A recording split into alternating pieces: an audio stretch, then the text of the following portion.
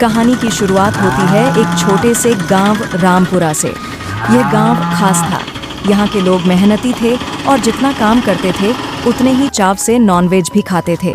गांव में दो ही ठेले थे जो लोगों की जीभ पर राज करते थे। एक था गोपाल का ठेला, जहाँ गर्मा गर्म मसालेदार चिकन करी और मुलायम रोटियां मिलती थीं। दूसरा था दिनेश का ठेला, जहाँ तंदूरी चिकन और फ्राइड राइस की खुशबू दूर दूर तक फैली रहती थी। अजीब बात ये थी कि ये दोनों ठेले सगे भाइयों के थे, लेकिन स्वाद का अंदाज बिल्कुल अलग। अरे ओ गोपाल, एक बात बता यार, तेरे चिकन में ऐसा क्या जादू है? हमारी घरवाली भी ऐसा मसाला नहीं डाल पाती। अबे हरिराम, खाने का मजा ले। राज खोल दिया तो ठेला बंद हो जाएगा। अरे बस ऐसे ही पूछ लिया।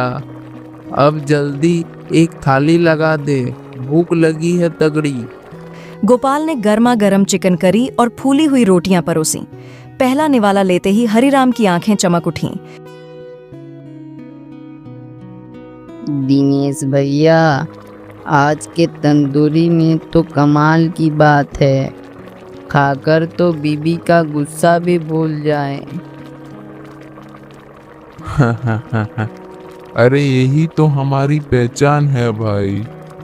गांव में दोनों भाइयों का ठेला खूब चल रहा था, लेकिन हर रोशनी के पीछे एक परछाई होती है।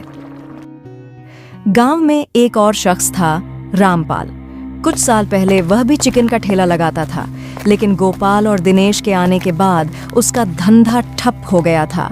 जलन ने उसके दिल में एक खतरनाक साजिश पैदा कर दी। रामपाल ने गांव में अफवाह फैलाई।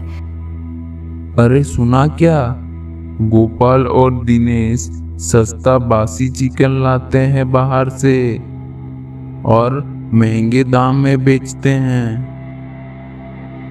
क्या सच में?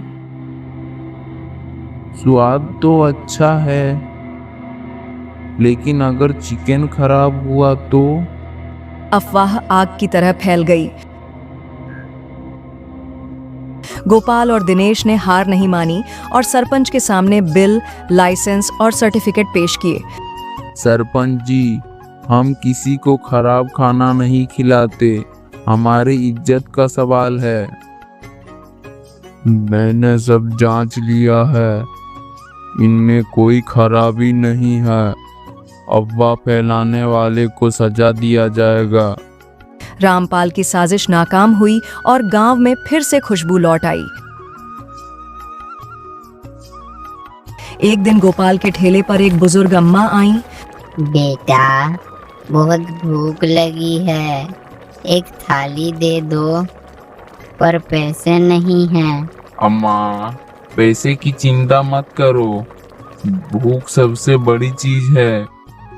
गोपाल ने गर्मा गर्म चिकन और रोटियां परोसी। अम्मा की आंखों में आंसू आ गए। अगली सुबह दोनों भाई चौराहे पर पहुंचे तो ठेले गायब थे। अरे भाई, हमारा ठेला कहाँ गया? ग्राम पंचायत ने हटा दिया।